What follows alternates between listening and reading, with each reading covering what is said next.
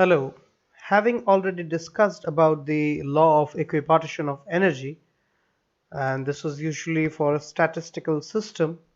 Now, this that I'm going to discuss in this video is an extended classical derivation. We already know the law of equipartition of energy and we have the formula for that, but this will be deriving the formula in an extended classical way, uh, which is quite different from the earlier approach. Now, the total energy of a dynamical system in thermal equilibrium is equally divided or equipartitioned among all the degrees of freedom of the system, and the average energy per degree of freedom is half kT. That is what we have as the law of equipartition of energy. Now, the quantum law of equipartition of energy was that due to Planck, but here we'll be discussing the classical law. So the classical law was first arrived at by Maxwell and was applied to rotational and vibrational energy by Boltzmann. And the law was derived from statistical mechanics, which was by Gibbs and Lorentz.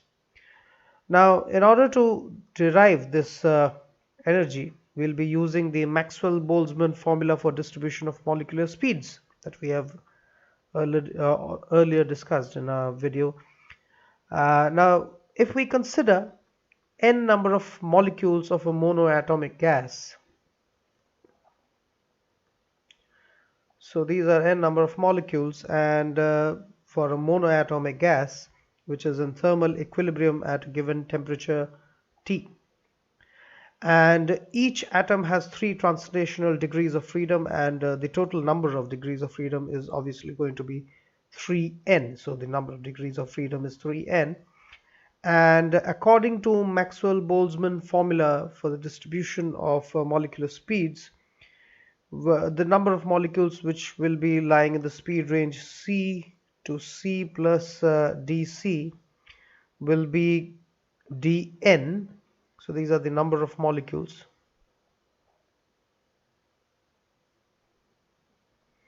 in the range C to C plus dc, and that is given by dn, which is equal to 4 pi n times of, this is just another form of it, so m over 2 pi kt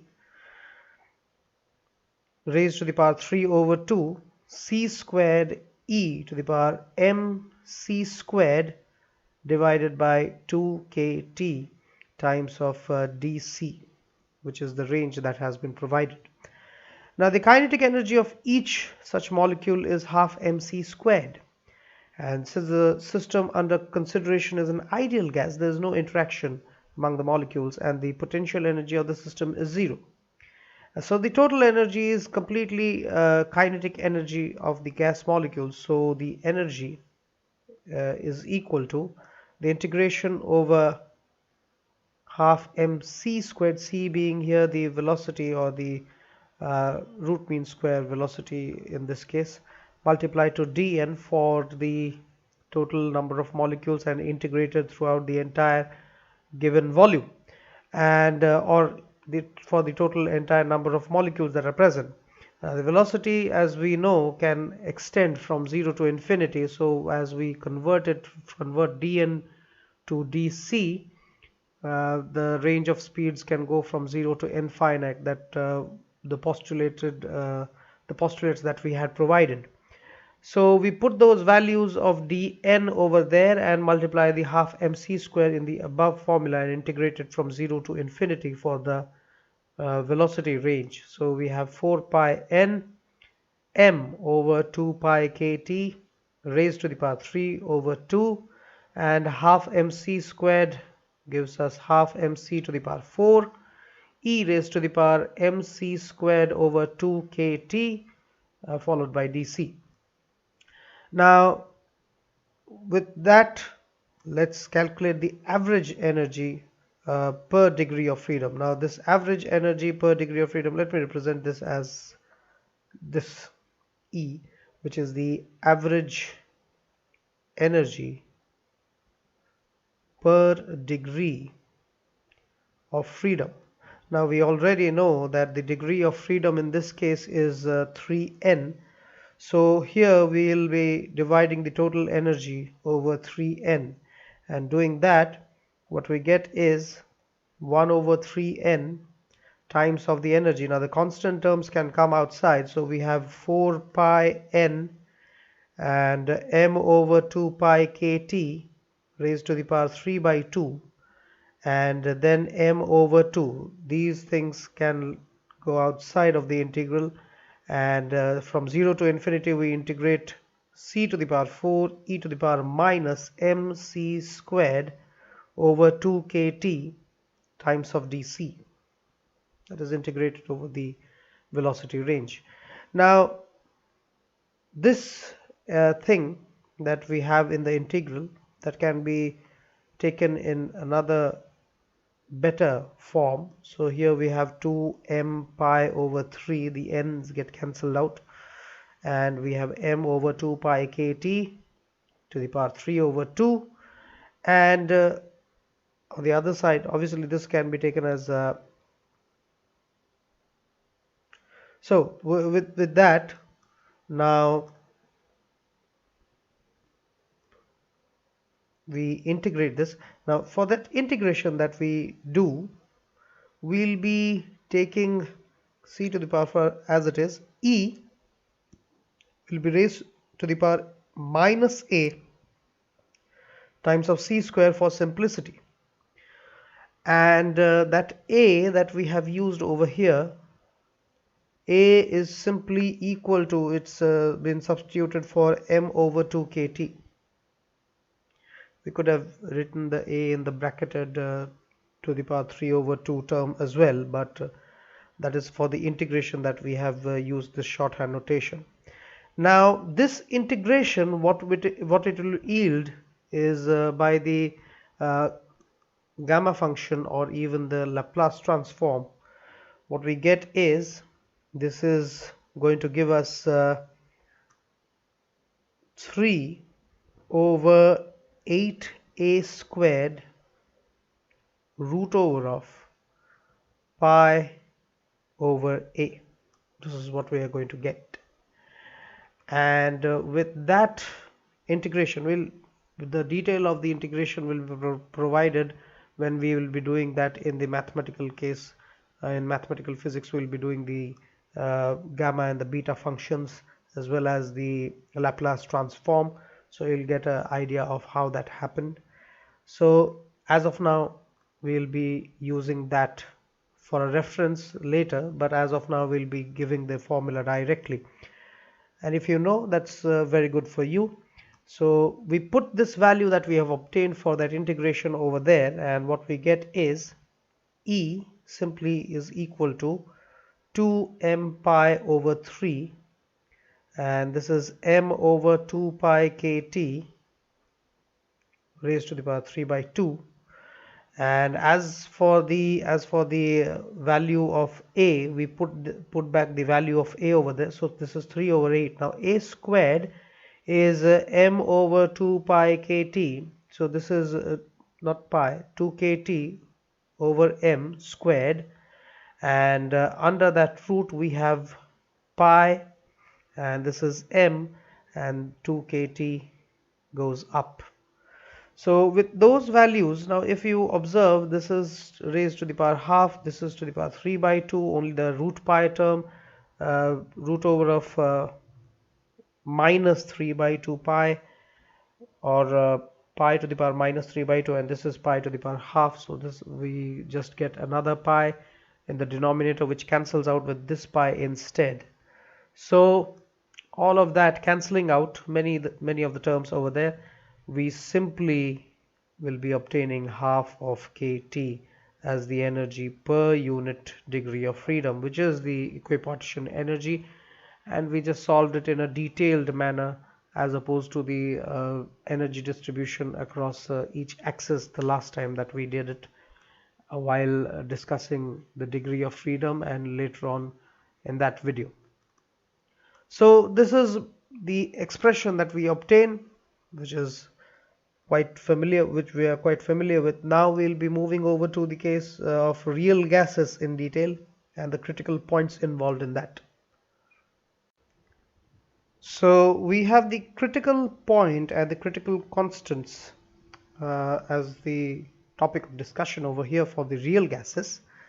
Now, the ideal gas relation, which is PV is equal to nRT, is not satisfied exactly by any of the gas that we see around us. Many investigations were made over a wide range of pressure and temperature. They revealed that all the gaseous materials, they showed deviation from the ideal gas condition, and at high pressure and low temperature, which is near the liquefaction, the deviation from the ideal gas is more pronounced. At low pressure and high temperature, which is far away from liquefaction, the gases deviate only slightly from the ideal gas condition. And the degree of deviation from ideal behavior is different for different gases. Gases like carbon dioxide, ammonia, etc., which are easily liquefiable, show greater deviation than the ideal gas behavior than that in the case like hydrogen and oxygen. Now, the gas which deviate from the ideal behavior are the real gases, or the non-ideal gases, or the imperfect gases. The ideal gas relation was derived using the assumption of kinetic theory of gases.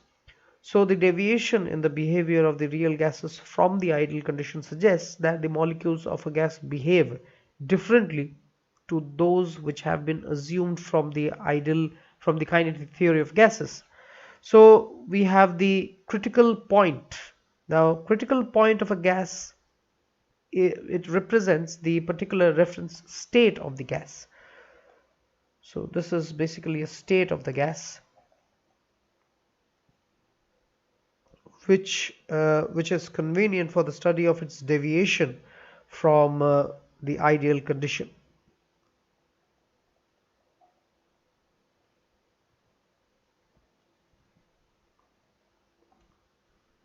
Okay, and the temperature, pressure, and volume of the gas correspond to the critical points known as the critical temperature,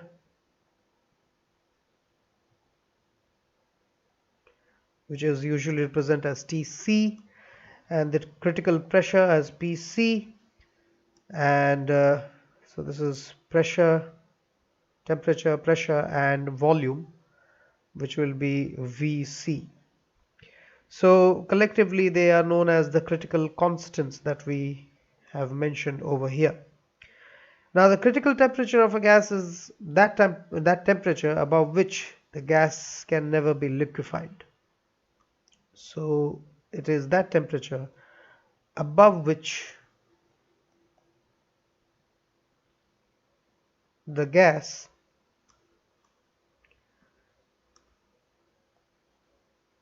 can never be liquefied by pressure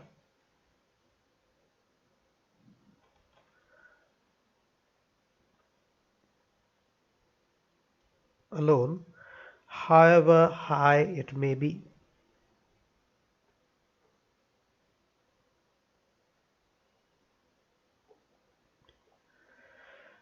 And as for the critical pressure of a gas, is the pressure that is required to liquefy the gas at critical temperature.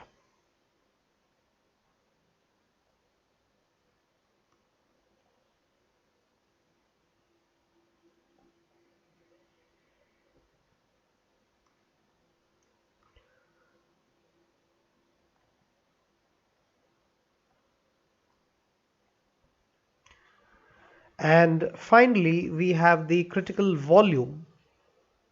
I can adjust it over here. So the critical volume is the volume of the gas that it occupies, or the volume that is occupied by 1 mole of gas. 1 mole of gas at the critical temperature and critical pressure. So the critical temperature is that temperature above which the gas can never be liquefied by the pressure alone, and however high it may be. And then we have the critical pressure, which is the pressure required to liquefy the gas at critical temperature, and then we have the critical volume, which is the volume occupied by 1 mole of gas at the critical temperature and pressure. We will probably use a graphical representation or a curve to help us understand what this is all about. Now, this curve that we see is for the real gases for carbon dioxide, which was a result of Andrew's experiment at different temperatures, for which we have drawn those isotherms, these lines that we have, or the curves that we have in the uh, in the pressure volume curve. Now, the pressure volume curve with PV is equal to constant would have been the shape of a rectangular hyperbola, but that's not the case over here. We are getting something different. What we are observing here is that, let's consider the first isotherm that we have, that is A1, B1, C1, D1. It has three distinct parts. The part A1, B1 approximately satisfies the ideal gas condition, so that's fine. But the part B1, C1 shows a decrease in volume without any increase in pressure, and this represents the liquefaction of the gas. Now, the volume corresponding to B1 is the volume of the saturated vapor, and the volume corresponding to C1 gives the volume of the liquid. So the part B1 C1 represents the mixture of the saturated vapor and the liquid. Now, as for the next part C1 D1, that represents the liquid, which is almost incompressible because the volume isn't changing. So hence the increase in pressure leads only to a negligible decrease in the volume. Consider the next isotherm A2 B2 C2 D2, and it behaves similarly but at higher temperature. That's why the isotherm is next to it. The liquefaction occurs at high pressure. The volume of the saturated vapor increases, and the volume of the corresponding liquid increases in comparison with the previous isotherm. Thus, with increase in temperature, the volume of the saturated vapor and the liquid approach towards each other. Now, the isotherm A3B3C3 has no horizontal part. The volume of the saturated vapor is the same as that of the liquid corresponding to B3, the point that is, and this isotherm is called the critical isotherm. The state of gas at the point B3 is the critical point, and the pressure, temperature, and volume corresponding to B3 are the critical constants of the gas.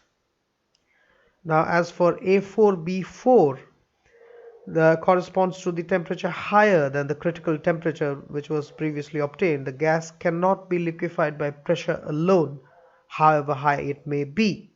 The gas remains in the gaseous state throughout but deviates from the ideal gas condition. The deviation from the ideal gas condition is less pronounced in the isotherm A5B5, which is still at a higher temperature. Now, let's just have a I'll be drawing one more thing in that. If you were to consider the curve which is joining the points from B1, that's B1, B2, then over to C2, C1. All right. So this represents the region within which the substance, which is the carbon dioxide in this case, is a mixture of standard vapor and liquid. This corresponds to the liquefaction below the critical temperature. On the right hand side of the dotted curve, the substance is exclusively in the gaseous region, and on the left side it is in the liquid state. Within the dotted line, which is below the critical temperature, because we have drawn that below A3B3 and C3, that is. So I've skipped the B3 part over here, so this is B3. So below the critical temperature, the pressure necessary to liquefy the gas increases with the increase in temperature.